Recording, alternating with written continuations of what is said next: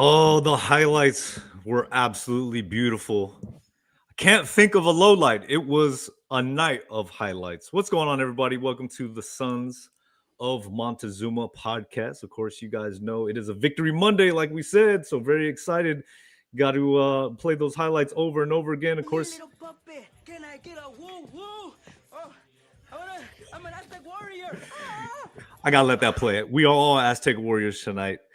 Make sure you guys hit that like and subscribe button before you do anything. Follow us on YouTube, Facebook, Instagram, X, Twitter, even on Reddit, down in the throes of the internet down there. You cannot stop him. You can only hope to contain him. He is, well, Fiend, did you actually get a wheel route this game? Did you get one? It was close. It was wheelish, but very close. Yeah, I thoroughly enjoyed it. Best play in college football, the wheel route. They had the jumbo package down there, so yeah, I'll take that. It was a wheelie. They popped the wheelie or something like that. It was a great play design. Yeah, great play design.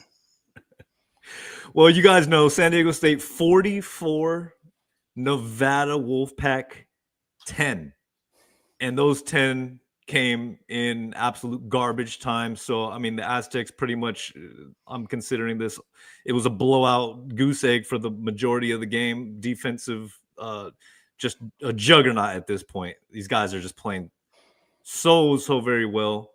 All three phases, it was incredible. Of course, to start the game, you guys saw the highlights there. I'm glad we got a highlight of that Jordan Napier punt return because it, we're there at the watch party. Of course, thank you everybody for showing up at the Stadium Club. We had a nice little poll put out there on social media just to see, hey, where does everybody want to go? Like, let's go meet up, watch this game. Of course, it's Nevada, so we knew it wasn't going to be like the biggest eye-catching game, but we had a good time down at Stadium Club. So thank you guys for cruising out the few faces that we remember. But before we even had the game up on the TV screen there, it was 14-0. We're all watching from our phones. Clint was like, BYO TV to Stadium Club. Let's go.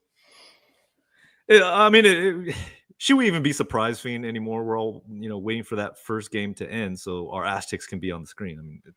The CBS Sports Network, their programming always goes late. Someone's got to sell the advertising, and they got to run a bunch of Old Trapper commercials over and over and over again. Old Trapper. And so it just drags out. So fortunately we had some phones there. We were able to watch it on the app. It's not the same as watching it on the big screen, but 1 minute into the game, Jordan Napier houses it on a 75-yard punt return. That was a great tone setter, and then come back and get the pick six. It was wraps from there pretty much. We knew what kind of game it was going to be. It was going to be one of those games, but I'm all about it. So hey, I got one question to ask everybody in the chat. Thank you guys for getting in here. Go tell a friend. Go tell Aztec friend. I got one question for you guys. Fourth win in a row. We got to do it, right? I got one question. Fiend, you ready? How about them Aztecs? Yeah. How about them Aztecs? Well, Fiend, I got a little surprise for you, man. When you win 4 in a row, sometimes you get the bandwagon fans. They want to be a part of the thing again. You know what I mean? That's very true. Yeah. He's gonna give me a hard time for that comment, but it's all good. I enjoy the pain. I enjoy the ridicule. Protecting our borders from sea to shining sea. You guys know he's a friend to you and me. What's going on? K5. What's up? What's up? What's up, James? Bro, it's been so long, dude. What's all this beer, dude? It's been so long. Yeah, man. I finally got an evening off so I could join the podcast situation again. It's nice. It's good to be back in the saddle. Well, for those of you guys that don't know, James' work schedule has been crazy this season.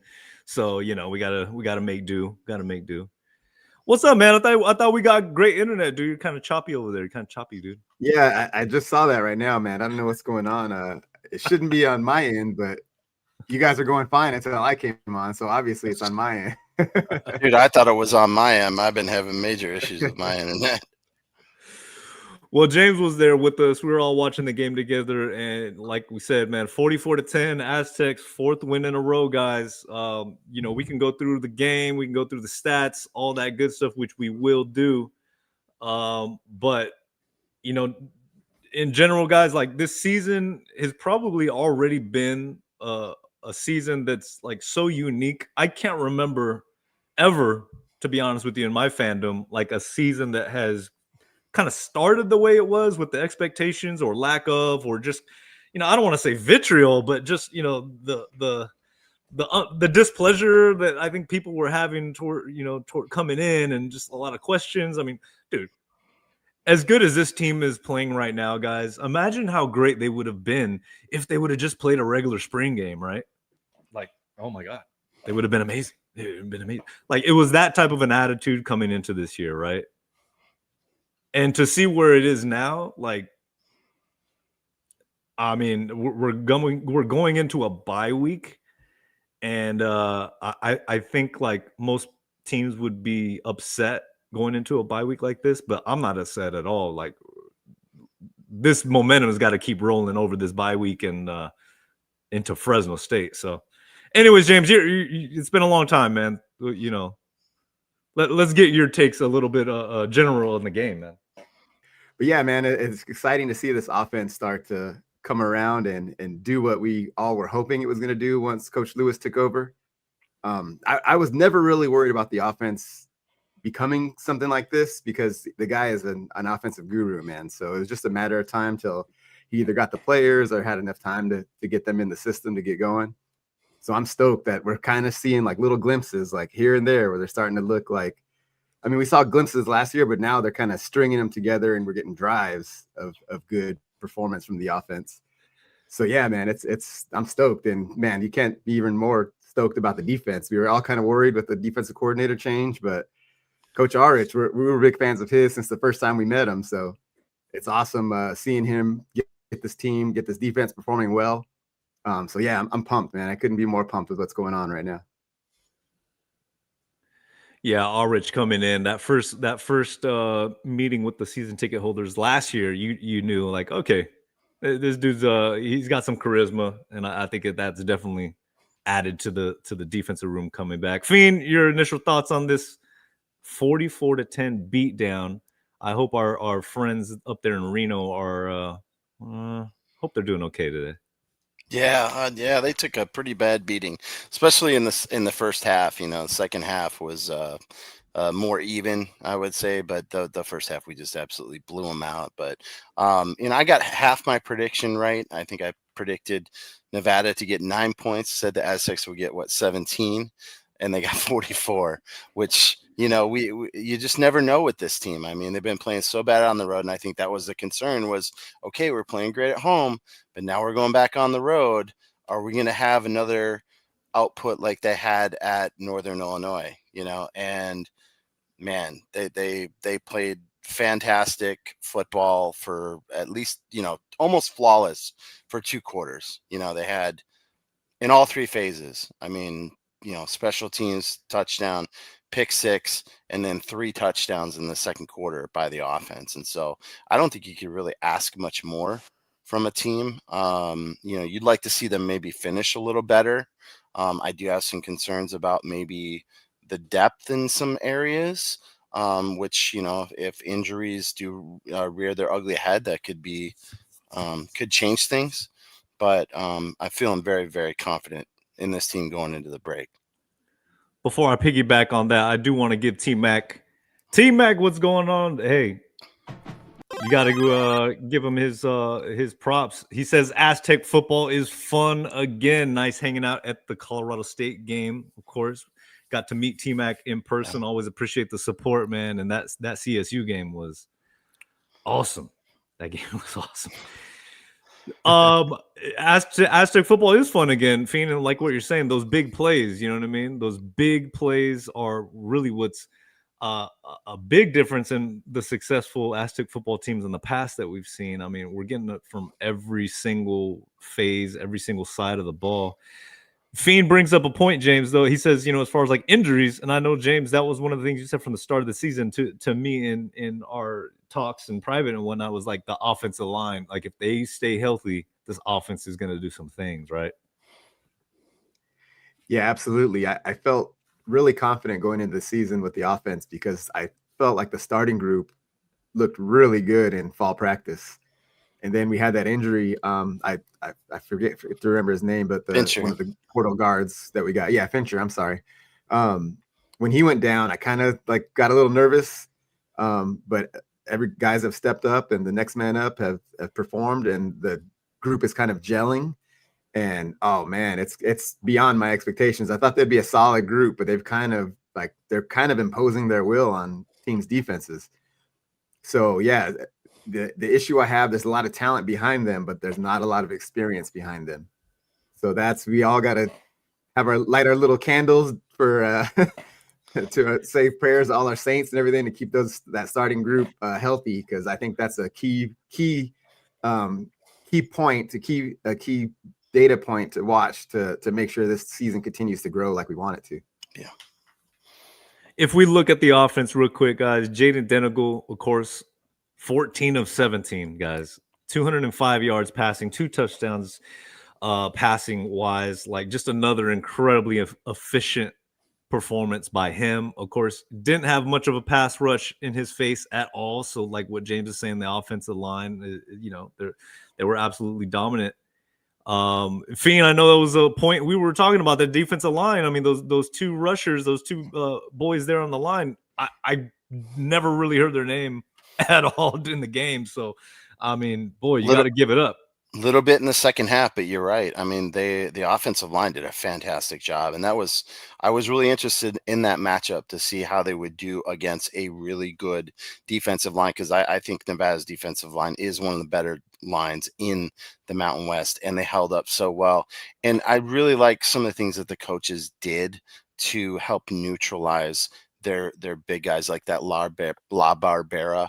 They moved Denegal out of the pocket, and he was on the run. That gave him more time and more time for receivers to come open, and that was just a great design. And their rushers weren't able to get home because they were moving Denegal out of the pocket. Of course, 2 touchdown passes. One, we already talked about that wheel route to Washington, but that other touchdown pass is exactly what you're talking about when Denegal rolls out. I mean, he obviously rolled out of the pocket, so it buys himself a ton of time. And there you got Bostic coming across, and he was just waiting for him to get to that perfect spot where he just flicked the ball to him. I mean, that was like a good 40-yard, 30-yard pass or something like that. I mean, really showing off his arm strength where he just flicked the ball to him and in for the 6. It was beautiful. Absolutely. Yeah, how nice is it to have a quarterback that can wing it like that, man? We haven't had that here in a long time. And I mean, it really did look pretty effortless, like just a flick of the wrist, right? Flick of the wrist. This comment here, I lost it for a second, but it was Paul Hui Pham. He says major props need to go to Caleb Davis, the GM, right? The young DM they brought in from Notre Dame. His portal additions this year have been fantastic, especially the late additions of Kalen Ellis, Donovan Brown, Byron Cardwell. Of course, those absolutely. And that was an interesting point was, the addition of him as a GM, right? Kind of adding those parts, but those late selections, some of those, we did our player profiles leading up to the season, right? The guys that we knew about.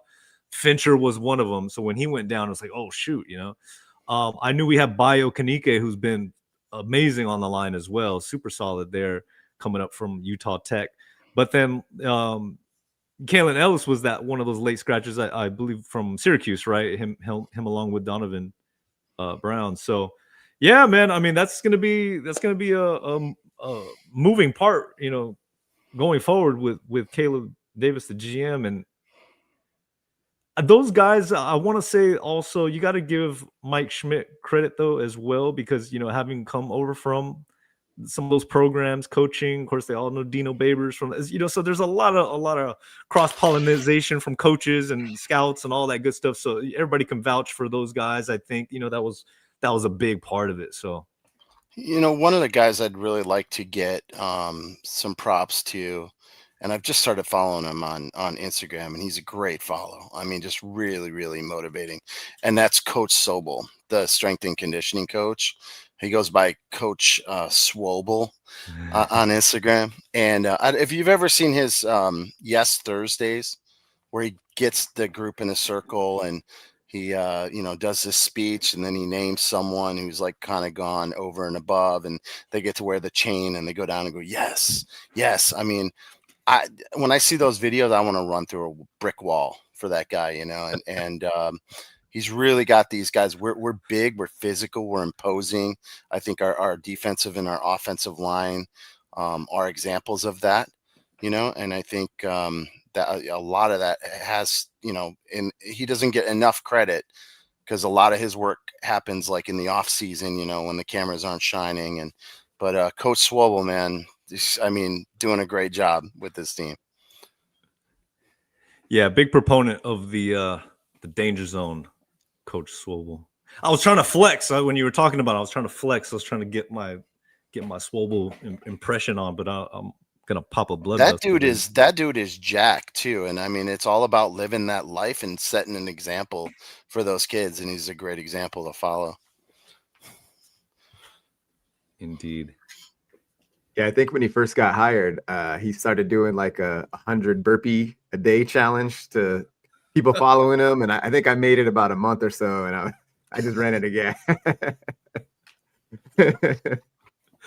I love it, T-Mac. I think James is using telepathy to talk. His lips ain't moving. His lips aren't moving, but we hear you. We hear you, James. We hear you. We got it. Hey, man, my computer's out of practice. After this, I'm gonna mess with it and see what's going on. Gotta get in conditioning over there. My computer is not in mid-season shape. Right. With the halfway mark of the season, guys. You talk about physicality, guys. In the game, of course, you want to say Jordan Napier, the punt return, his athleticism is off the charts. It was only a matter of time, Fiend. He was going to take one of those back to the house. We've talked about it, and you got to have him out there, man. You got to have him out there. When you have a playmaker like him, it's similar to like a Rashad Penny type of touch, where he gets that ball. You just never know. And it felt like every single game he was getting a punt return. You just see the elusiveness, and you're like, it's one coming. of these games, it's coming, man. He's flirting with it. He's flirting with it, and sure enough, the opening punt. So can't wait for more. Yeah, I got to eat some crow on that. I said that he should not be returning punts, that he should strictly be out there running routes just because of how valuable he is as a receiver. But you're right. I mean, he is a playmaker. You need to have him on the field. Punt returns. I think you mentioned something that was a good point. Not later in the game when there's a blowout, you don't need him out there, but certainly when the game has not been decided, he needs to be out there on the field returning those punts. Yeah, I think who do they have out there? Parker Threat, maybe another time. When you have a sizable lead, so mix in some other guys, get him some run. 5 catches as well, 110 yards. He had that big rumbling, stumbling pass and run all the way down to set up that Lucky Sutton. I believe it was his touchdown. He set it up. And hey, Lucky Sutton, 16 carries, 76 yards, that touchdown. Not a lot of he didn't need to run it a crazy, crazy amount of times. He got the yards. He's still up there about 5-yard average. Christian Washington was running with authority a little bit more than I think we saw. 9 carries, 51 yards. Cardwell had 9 carries, 41 yards. So on the ground, guys were getting, that smash. Would you say that ground and pound game, Fiend? And even Denegal, 4 carries for 41 yards. He had a couple really nice runs there in that RPO game.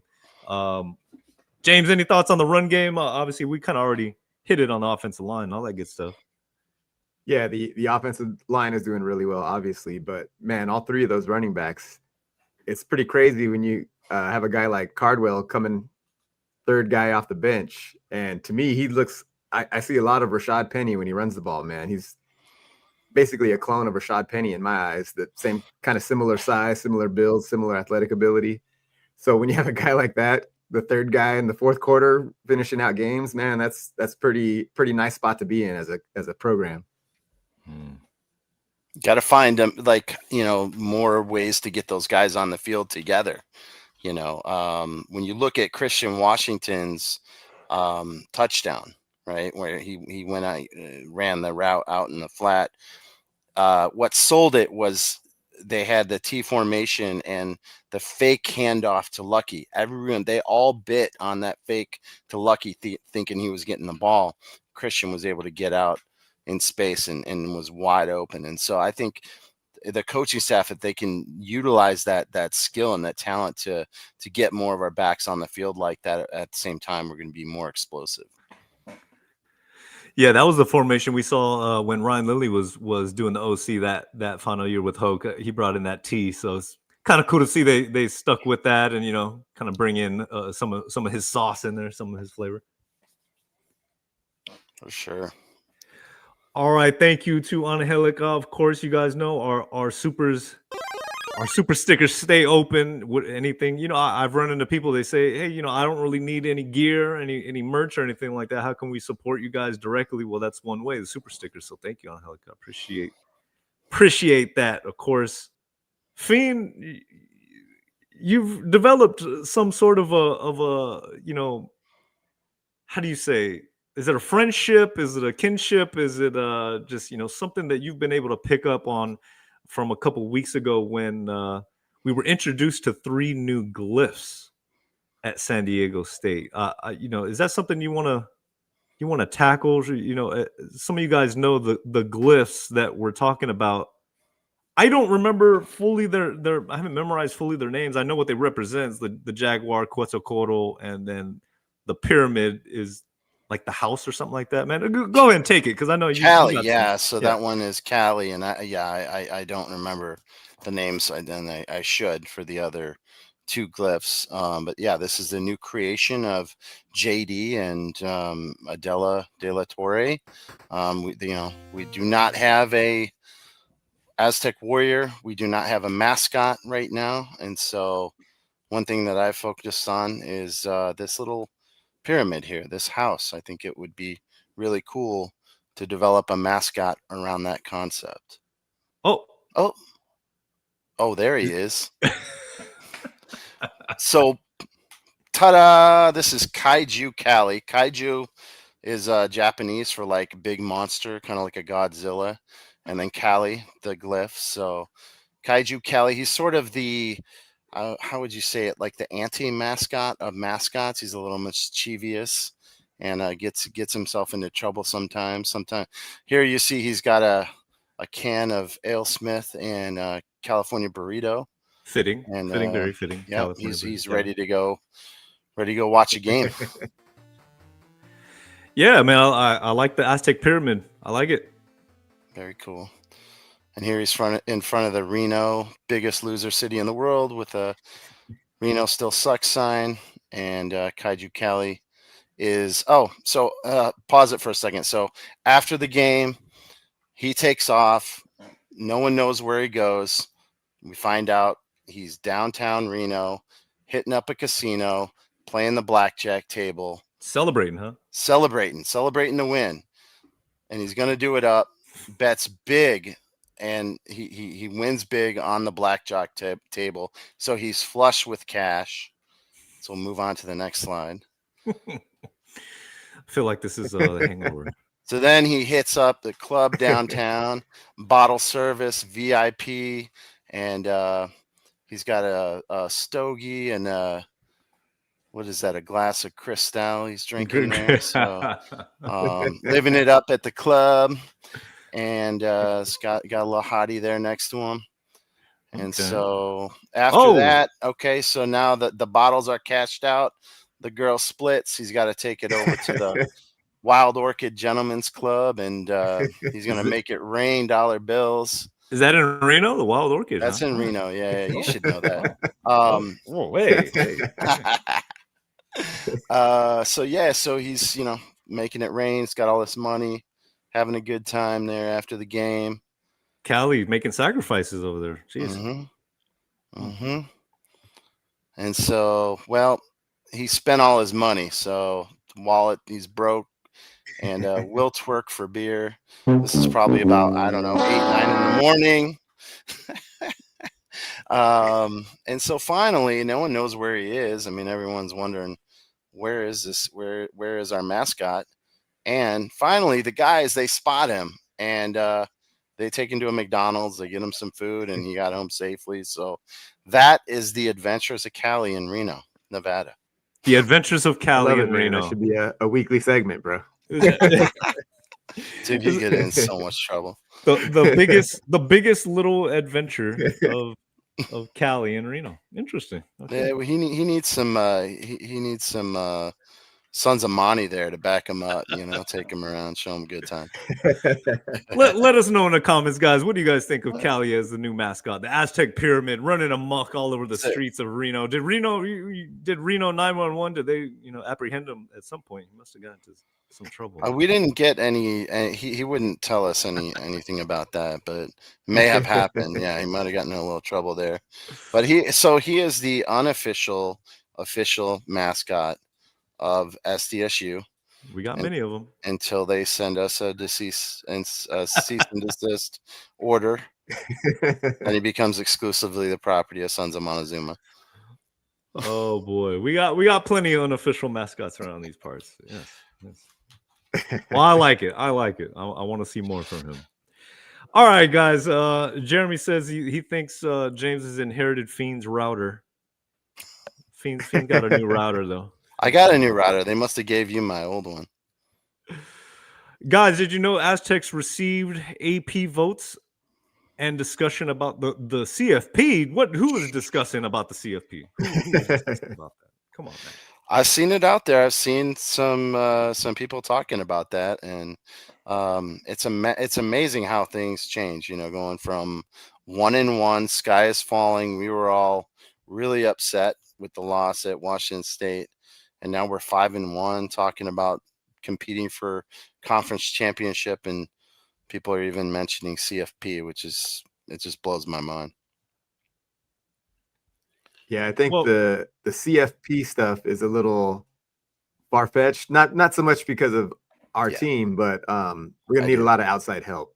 Because Memphis and USF have pretty big advantage right now. So we need to root for some upsets in the AAC.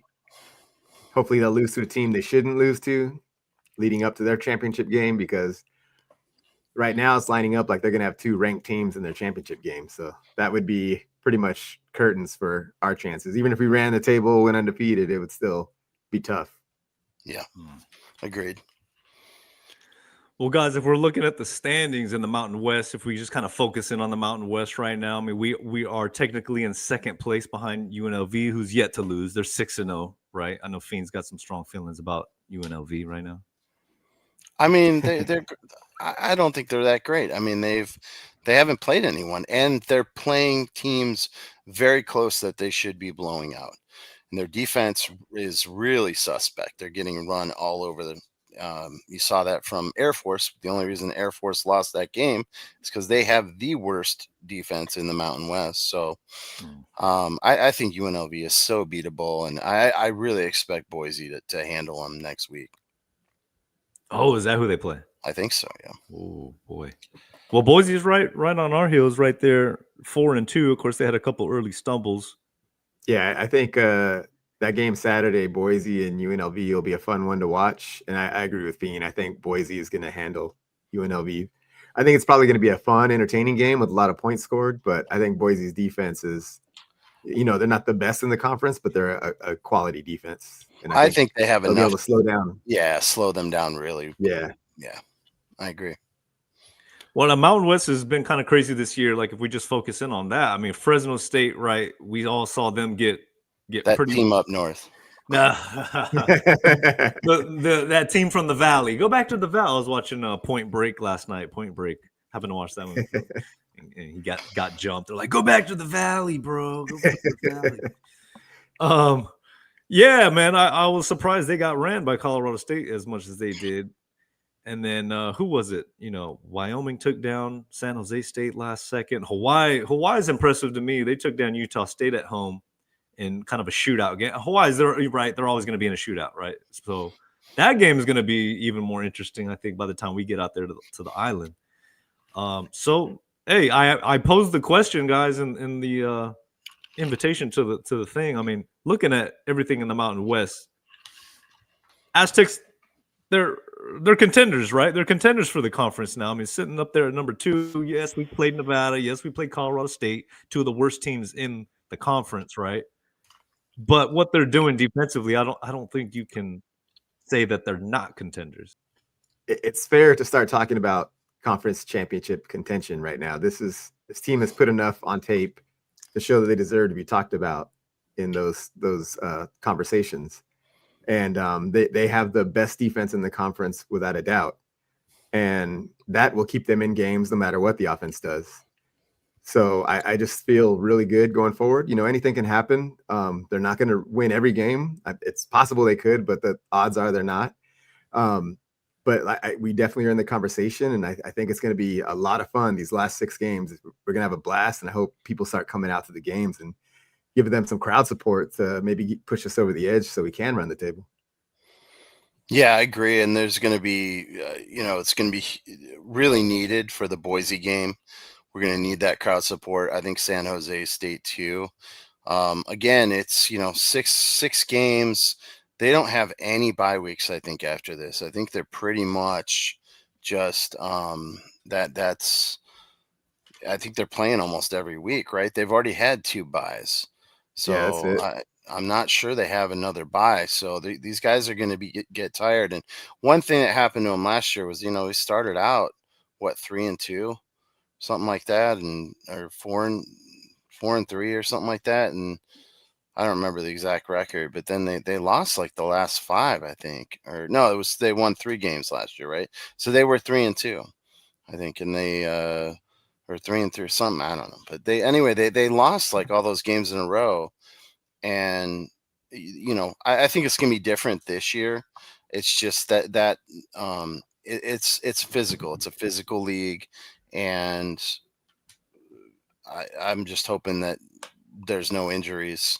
No significant injuries, because that could really derail the season to certain positions. So we'll see. I hope for the best.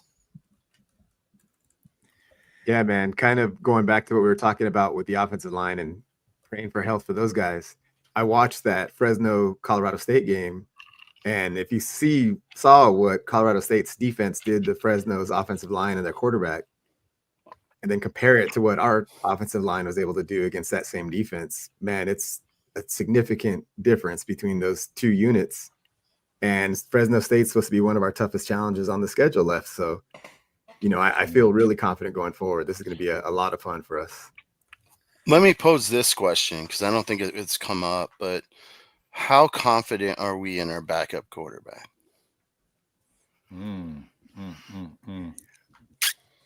I'm confident, but I think the offense would have to change. They'd have to lean more on the read option type stuff. So it'd be more run based. Yeah, it would definitely be more run based, and it would I think it would kind of hurt the offensive development for the program going forward. But I think you could still win games with that guy running the offense. They're still yet to be seen what kind of passer he is. He showed he could throw a little bit at his prior stop, but in this offense, I think if they would have to lean on the read option game a lot more, and he would have to be a threat in the running game. Yeah. Fourth quarter. He played in the fourth quarter, right? Against Nevada and against Colorado State. We won 44-10. Nevada outscored us 10-0 in the fourth quarter. And Colorado State, we won 45-24, and they outscored us 14-7 in the fourth quarter. So that is a little bit of a concern. Now, it's not just on that's just not on the backup quarterback, but I'm a little concerned about his ability to move this offense. And some of that's just experience, right? Denigal had to take his lumps early on, and now he's getting in the flow because he's gotten reps. And so if something were to happen to Denegal and you have to bring in Bert Emanuel, and he's kind of in the same situation of where Denegal was like week 1 or week 2. And so there would have to be some time to develop, to get better. I hope it doesn't happen. I mean, I'm praying that of all the positions, I'm praying that Denegal stays healthy for the rest of the season. But injuries are inevitable, and if it were to happen to that position, I would have some big concerns. Yeah, I think that's pretty much 99% of the rest of the country, though. I mean, you lose your starting quarterback, there's going to be a drop off unless you're one of the top power teams that you just have a cupboard full of 4-star, 5-star recruits. I mean, that's the luxury that we have is in the running game. The 3-headed monster that we do have. All guys have incredible abilities. So yeah, I mean, it wouldn't be ideal. That's for sure. There hasn't been much shown in the passing game at all. So it'd definitely be a drop off. But you'd have to adjust. And thank God we have the defense, right? The defense that can shut teams down and keep that game manageable. It would have to take a couple steps back, but I think we'd have the team that could weather through it, and the attitude of the team. I think this team has really, proven what Coach Lewis has said from the start. All those, to some folks, right, in his last presser, he said, to some they may look at the things that he was doing in spring camp, fall camp as gimmicky or high school stuff, but it's really brought the team together to where I feel confident. Hey, if someone were to go down, they would rally and they would really give their best effort. I want to play this little soundbite for you guys. The coach's presser today was really cool. I know I've seen it in the chat already. Some people commenting. I don't know what we're going to take from this, if you guys have any comments about it, but just a little something I wanted to share with you guys. Of course, make sure you guys go check out Go Aztecs on YouTube. They always got the press conferences there. We've been chopping up the transcripts and just putting it out there for you guys to read. Because I think sometimes you process information a lot better when you read it as opposed to just hearing it. That's a proven fact. But anyways, let's see if I can get this queued up and you guys just take a listen at Coach, and he puts it out there for you. He's likes to talk a lot, which is different than what we're used to, right, with Coach Rocky. But if you really take in everything that he's saying, I mean, he's giving it right to you. So, anyways, let's see what he has. Real baseball guy, but like you get that new glove and it's kind of stiff and it's rigid and you have to work it in, and ultimately over time, like that leather starts taking to the oil and the sweat and the work, and then you have something. It's like, well, you got to continue to care for it and apply the proper procedures and process to it, so that glove will take care of you for a really, really long time. And our guys got to, work this process and work our process and continue to refine the process like that great leather glove, so that glove takes care of you when the moment hits and the moment strikes, and you'll have a high quality mitt. And I think we've got a high quality team. What do you guys think of that comment? Comparing the team to like a baseball glove and how you have to really treat it. You got to season it. He's not a baseball guy, he says, but I love the analogy, and that's really, I think, what we're seeing. He said it all along from the beginning, like the time on task, the reps, especially at the quarterback spot. Let's be honest, after that Washington State game, everybody was just livid. I mean, and I think rightfully so, right? I think Coach could probably admit that there were some, and he did admit, that there were some miscues. He would have handled the what did he call it? What are the eights? The before the half and after the half, he could have handled that a lot better. So I love that face. He's so calm and relaxed right there. He's living his best life right there. But yeah, dude, I love the analogy, and I think that's what we're seeing. It took him a little time at Kent State. James, you were the only one who threw his name out in consideration when State made the hire before last season. And so you've seen a little bit of what he did at Kent State, I think a little closer to me. Sergio, yes, that's right.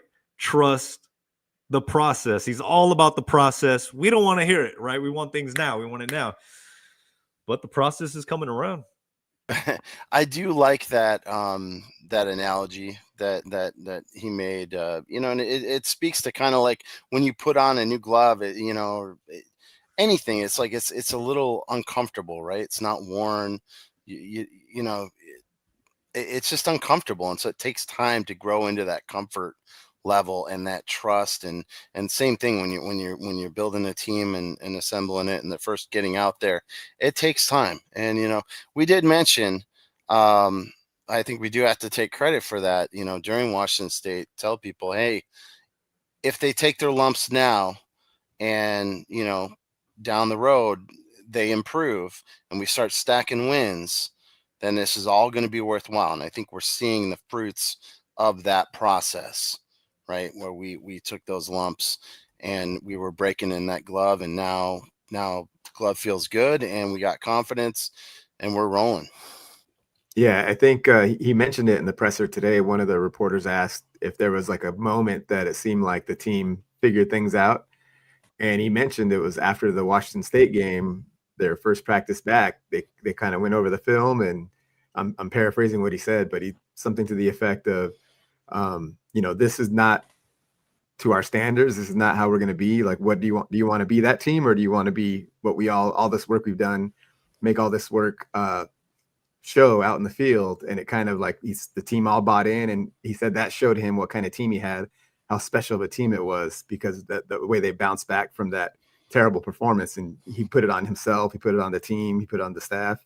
How that was such, I think at the end of this year, we're going to look at that game and like, how the hell did they lose that game? And I think that's a good thing. Oh, that Cal win is not aging very well. I think I saw a post out there, something talking about that. Washington State, man, that game. Oh, if they could have took down Ole Miss, number 4 Ole Miss, that loss wouldn't sting quite as bad. But great effort. They were close. They were close, man. That was a heck of a game. I watched that game on Saturday. It was, man, I was stoked because they had the lead for most of the game, and then they just kind of ran out of gas. Yeah. Guys, I want to show you guys a special feature that we have unlocked for all of you in the next episode. But before we do that, of course, I gotta pay some bills, right? Gotta pay some bills. You guys check it out right now in the shop. You can save 15% off using the promo code MONTY. Of course, that's our normal special to all you guys who are checking this out. But also, we have another discount we want to make available for you guys. Right now, if you buy 2 of our caps at regular price, you will get 1 free t-shirt available from the shop. We got some new styles in here that we added as well. We got the white camo going on here, the mesh black trucker hat, more of a comfortable fit, and then of course the 2 natural baseball cap finishes with the 2 different logos going on. So that's a special we got going on, limited time right now. 2 ball caps at regular price, and you get a free t-shirt. The discount will be applied at checkout automatically, so you don't have to even put in a promo code or anything like that. So sonsofmontezuma.com, you guys check it out. Of course, all of our articles, past episodes, and we got merch available for you as well. So definitely want to put that in your guys' ears right now before we get to homecoming, because we got a little bit of time before homecoming. So make sure you get those orders in, and you'll have it in time for that big game against Wyoming. Looking forward to that. Fresno is up next after the bye, though, guys. I know they released it. It's either going to be at 12:30 or 4 o'clock. And if anybody's watching this from FS1, I think that's the channel it's going to be on. I'm hoping for 4 o'clock, man. That's prime time. Let's go. You making the trip? Heck no. Hell no. Oh, no. Ready to bring your Kevlar vest, James? I made that trip. I made that trip once, never again. Really? It was that bad? Oh, it was awful, man. It was boring.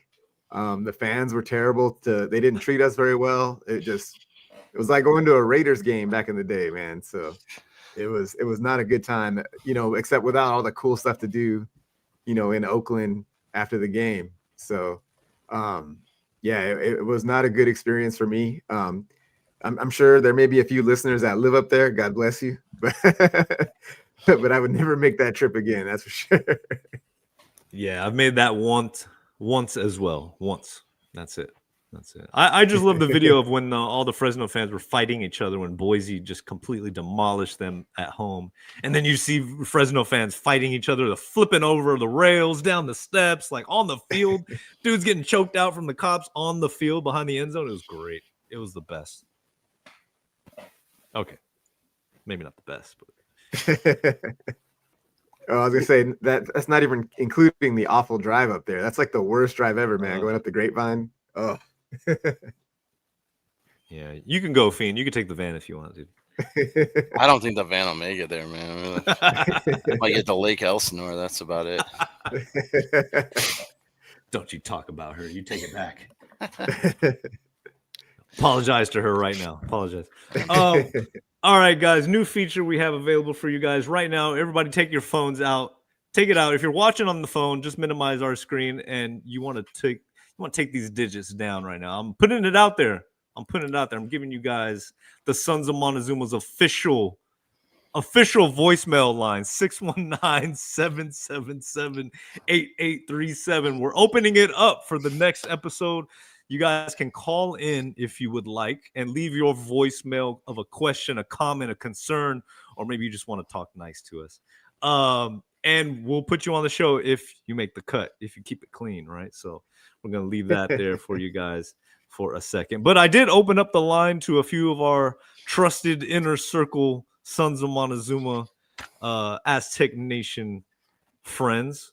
And so I got a couple questions for you guys. I haven't really previewed these too much. So let's see what some of our buddies have to say, guys. You guys down? You guys down to play?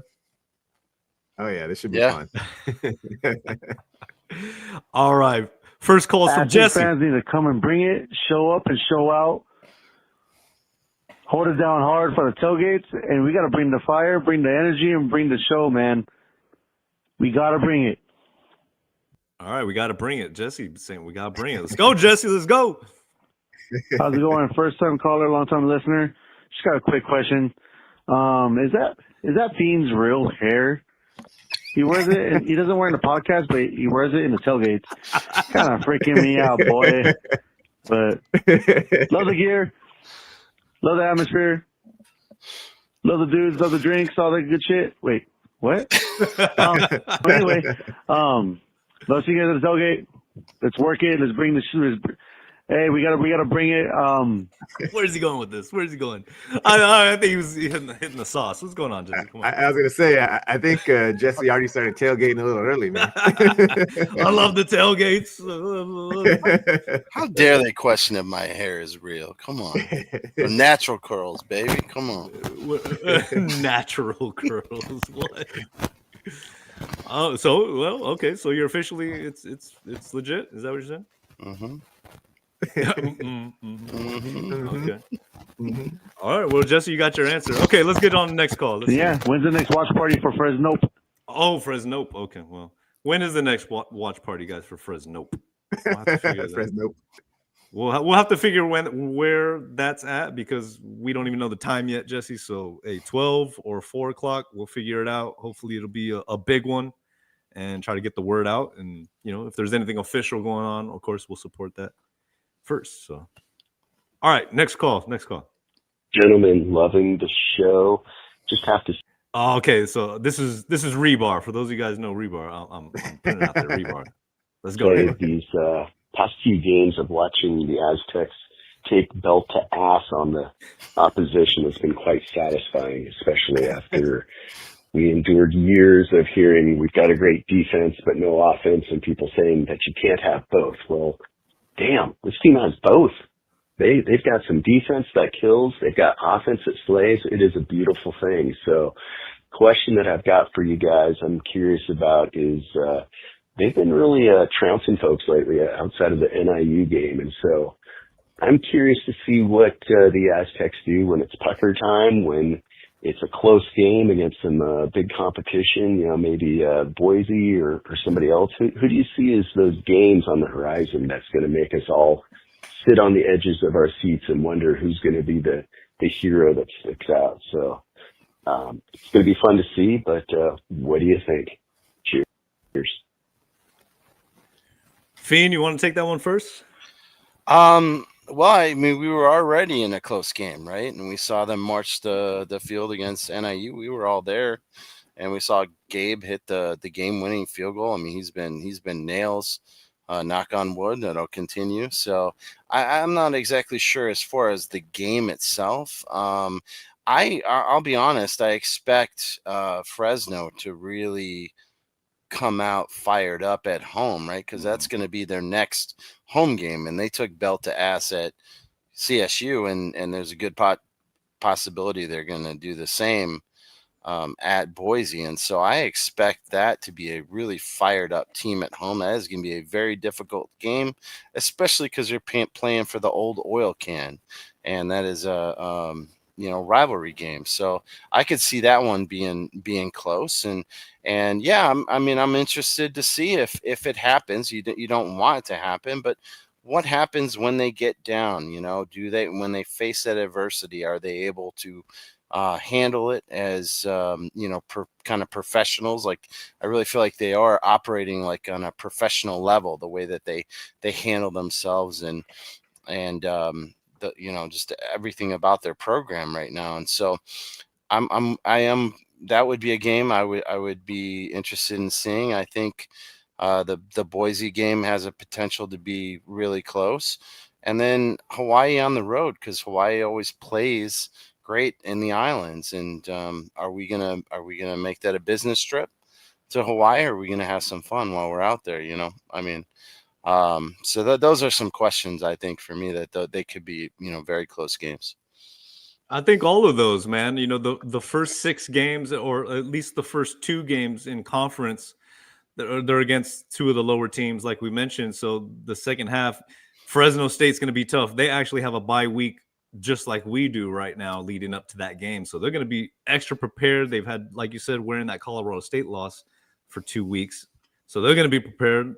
San Jose at the beginning of the year, I thought that was going to be a really, really tough game, and it still could be. I mean, their coach Ken, I mean, he's a tough-nosed guy. I don't know if they would have the athleticism to hang with us at home. We'll see. But, man, I think every game, even New Mexico, final game of the season, we saw New Mexico really give Boise a run for their money. Of course, they took down UCLA pre the big switch up there. So I think Fresno and Boise are the 2 obvious ones. Those are going to be the 2 clear ones. But Hawaii is going to be tricky as well. James, anything?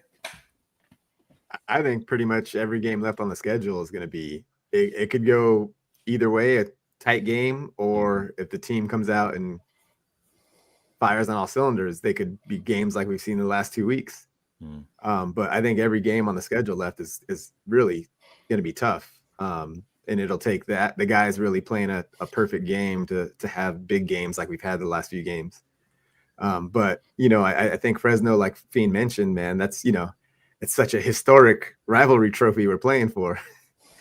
How could Fresno not get motivated for that game? The hundreds of years of the oil can, it's up on the line. And no, but seriously, I think they're going to be super motivated to get off the schneid after getting embarrassed on TV in front of everybody. So I think we're going to get Fresno's best shot next Saturday. So it's going to be a tough game. And honestly, I think those games, kind of looking at those games, those are kind of that's the easy answer, right? Of course, Fresno, of course, Boise. But I think when it comes down to our players, which I think maybe Rebar Jeremy's alluding to, is like I feel very confident with the guys that we have on this team that they're going to rise to that level, to that occasion, right? That they're going to step up their games. When you got guys like Napier, of course, Lucky out there. I mean, the defense is nails. I think we got some clutch guys on this team that the moment isn't too big for them. It's not. So interesting, Fiend. I like the comparison to NIU. That was the one game that we really saw come down to the wire. So I think a little foreshadowing to this next question. Let's get into it. What's up, sons? This is Andy. I just had a shower thought. I got out of the shower. First thing I did was turn my phone to give you guys a call. Oh.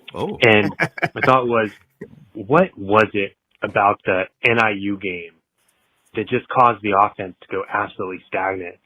The week before they put up 30 plus points against Cal, and the past 2 weeks have come out firing. So what was it about the NIU game that's changed? Thanks. All right, Andy. I hope you are Or did you air dry, dude? Did I wonder if you air dry? James, go ahead and take that one first, man. What do you think was the difference when you look at how we're playing now, the offense, especially compared to we were there in NIU, all of us, we were all there. So, what do you think, James? I don't know if there's anything specifically. I just think it's another game under the belt in a somewhat hostile environment on the road. I don't think there's anything specifically. I think it's just another game. The guys getting more comfortable. They were in an uncomfortable position in Northern Illinois and kind of getting comfortable with being uncomfortable. So I think that allowed them when they got home, they were able to, okay, this is what not to do. And now we're home. We're going to do it right. We got the fans behind us, and they started clicking. I think there's really not anything you can point to, because even though that Cal game, the offense didn't score that many points against Cal. It was, defense and turnovers. So I still don't think that Cal was an impressive performance offensively either. So I think it's just kind of a culmination of all the work they've been putting in, as the coach says every press conference, and it's finally just starting to click for them. And it's, it started against Colorado State, and they're continuing against Nevada, and hopefully from now on it goes. Okay. Before you answer, Fiend, I want to chime in because I have a very specific point. I think personally, this is just my gut. I can't give you an answer X's and O's so much specifically, but what I kind of pointed to is Coach Lewis going back home and facing against a coach at NIU who they're both very familiar with. Even Lewis mentioned how that coach at NIU, I mean, he pretty much bodied his Kent State team up when they played in the conference. I think it was like a conference championship or something like that. So there was a lot of familiarity there between the two coaches.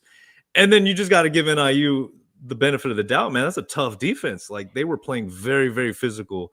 Of course, we had yards on the ground. We had some yards in the air, but they really were in Denigle's face at some of the most crucial points of that game. We had opportunities, we were going deep on some of those deep passes, but credit NIU's defense, and that coach who knows Lewis's style, maybe knows his tendencies a little better than some of these other opponents that we've played. But I think a combination of what James is saying, kind of Denigle getting that full comfortability and then just playing NIU's coach who knows Lewis. Does that sound crazy, Fiend? Because NIU. Yeah, no, I that's exactly what I was going to say, is like, you look at the scores of NIU and the teams that they're playing, and their defense is playing really well. It's just they can't score points, and so we ran into probably the best defense that we've played all year at NIU. I mean, their linebackers are solid. Their defensive line was stout in the run, handling us on fourth downs. And I think the other part of that game, that we had our opportunities. It's just that we killed drives with penalties. We go deep in their territory, and then we get a 10-yard holding penalty, and then that would stall the drive. And so there were multiple penalties in that game, and mistakes that we had that I think cost us points that we could have. It would have been like, okay, 17, 20 points. You'd be like, that's, okay output. Not like what we've been doing the last couple of games, but 6-3. I mean, you don't expect that. And I think we really shot ourselves in the foot that game. Well put. All right, guys. Well, I hope you guys enjoyed that segment, taking your calls. That, like I said, that was to a limited group of our trusted Sons of Montezuma supporters, but you guys take the number down for next episode. Of course, with the bye week, we'll have an episode coming up looking at Fresno or excuse me, those damn dogs from the Valley. Team up north. The team up north, yeah. But we'll get into more of that game next week. Of course, we all know Aztec basketball. This Friday, the scrimmage against UCLA is going to be a fun one. I can't believe basketball's here. We'll be there. We might have to get another episode leading up to that with the basketball side. We'll have to get Mike in here and talk some hoops. So look out for that, possibly tomorrow or Wednesday. But yeah, hey, 4 wins for the Aztecs, guys. I know we were asked in the chat privately before we kind of wrap things up. Can you guys remember a passing receiving duo, quarterback wide receiver combo like Denigle and Napier when's the last time we've had like that type of a connection in an Aztec team? My simple answer, and maybe some of you guys won't agree, I think is Lucas Johnson and Jesse Matthews. I mean, it wasn't as prolific, I think, as what we're probably comparing to right now. But dude, that team was in the conference championship game. Jesse Matthews was just going nuts that season, saved our tail. Of course, he was a part of our NIL team. We saw it. And yeah, Lucas had some pretty incredible games that season. It wasn't as consistent. Of course, we were talking about it, Fiend, when Brookshire came in and just absolutely trucked over Boise State in that game up there in Carson. I mean, just that was such a wild year. I mean, how many different quarterbacks were playing, but that type of a hookup in the air, that's the closest thing I can compare it to. Any other ones you guys could think of? You have to go way back to like Lindley and Vincent Brown, or the year after, what was it, Lindley and Ruffin? I think that's as far in terms of like prolific putting up stats. I think that's the last time. Ezel Ruffin, man, yeah. Whew. Yeah, that's exactly who that came into my head was Lindley and Vincent Brown. But was it the Tropical Smoothie Bowl?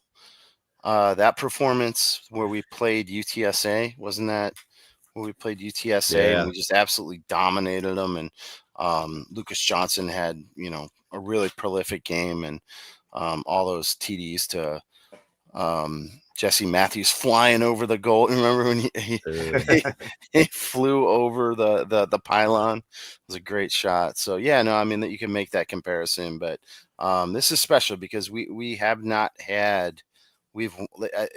James hit on it. Like, we've wanted this for so long, and we've not had it. And now that we have it, it's special, and you got to appreciate it. We're firing on all cylinders, and this is exactly what we had signed up for when Coach Lewis was hired. And I love what Rebar said in his question, right? It's like you always wanted that offense to kind of like a throwback to the days I see in the chat, Adam Hall to J.R. Tolver, right? Kind of those numbers that they just used to put up in those 2000s, but they never could sync it up with the defense at the right time. It was like defense or offense. Pick one. You can only have one. Pick one. And this year, man, I mean, they're putting it together. So hopefully that offense continues to grow. Yeah, Adam Hall, Osgood. I mean, boy, those teams. Wide receiver, man. That was that. You're seeing across the board. You're seeing better coaching, like better play calling. You're seeing better execution. You're seeing receivers hit their blocks downfield, and that's springing guys open. And not a lot of penalties. They're not committing a lot of penalties. Knock on wood, they're not putting the ball on the ground. Yeah. Running backs are holding on to the ball. Denegal's holding on to the ball. That's huge. We're winning the turnover battle. Big factors in winning a football game. Yeah, a couple things. When is the last time we had a group of receivers that could stretch the field like these three guys we have starting now can? Bostic, Brown, Napier, they can all make you pay in one play. And it's been a while since we've had that kind of receiving ability, playmaking ability at the receiver position. We've had like one guy or two guys that could do it, but to have, three and then guys behind them that can do it as well. I think that's kind of going to play a factor going forward in this season as well, with a guy that can actually get them the ball downfield. Yeah. And then kind of going back to what Rebar said, asking about winning games that are tight, man, Gabe Placencia, dude, we got a kicker like that. That's money from 55 in. I think that's going to be a key for those tight games as well. So this team is like built to do it in all three phases. So I'm pumped. Plus our punter chain flips the field, pins him inside the 10. I mean, it's just we're playing great in all three phases, and just it's just a matter of consistency now. If we can be consistent in this, and that's what they're really striving for. They're not satisfied. You can't have one game where you play awesome and then have a game where you lay an egg, or you're going to lose games in the Mountain West. You got to be consistent, and that's what they're striving for right now.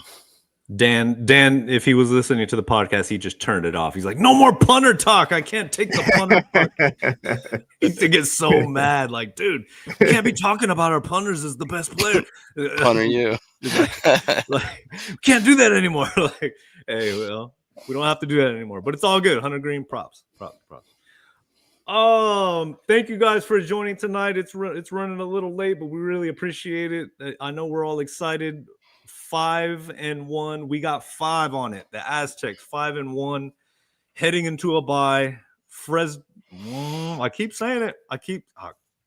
Smack that name out of my mouth. The team up north in the valley coming up after the bye week, and yeah, we're pumped up. So I love how coach is talking it into existence. Let's get this win in the valley, and then come back for homecoming against Wyoming to a sold out Snapdragon Stadium. Get your tickets now because they're already going. Homecoming is always a big game anyway. So teams hitting, that's gonna be a tough ticket to get. That's gonna be a tough one to get. So I'm looking forward to it. We'll figure out where the next watch party is for that team against up in the valley. Fresno. We'll figure that out, and we'll see if we're gonna support one or host one. So. You guys feeling good? We ready? Ready to tackle this basketball game this Friday? Let's go. Looking forward to it. Yep. Yeah. All right. Well, everybody go check out sonsofmontezuma.com for all the past issues, articles coming up this week, all this week, of course, and then all the merch, hot new merch you guys can check out. On behalf of SD Sports Fiend and, of course, K5 James, back in the building. Good to have you back, dude. Everybody have a great night. Good to be back. Go Aztecs. Peace. Go Aztecs. Go Aztecs.